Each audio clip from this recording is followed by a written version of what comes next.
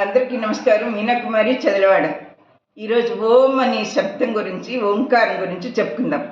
ఓం అనే శబ్దం శంకరుని ఢమరకం నుంచి పుట్టింది. ఓంకారం అనేది ఒక శబ్ద ధ్వని. అది మన ఆరోగ్య రహస్యానికి ఒక సూత్రం కూడా.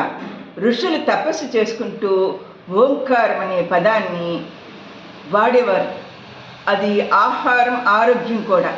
మన బొట్టు భాగం నుంచి, అంటే నాభి నుంచి ఆ శబ్దాన్ని మనం ఉచ్చరించినట్లయితే ప్రశాంతత వస్తుంది. ఊపిరితిత్తులు, గుండె పనితీరు మెరుగుపడుతుంది. రక్త ప్రసరణ కూడా సక్రమంగా జరుగుతుంది.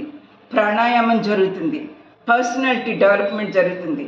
శరీరంలోని నాడులన్నీ ఉత్తేజం కలుగుతుంది. ఓం అనే శబ్దం ఉచ్చరించటం వల్ల ఎన్నెన్నో లాభాలున్నాయి. అందరూ ఓంకారాన్ని ఉచ్చరిస్తూ ఉంచాలని నా అభ్యర్థన.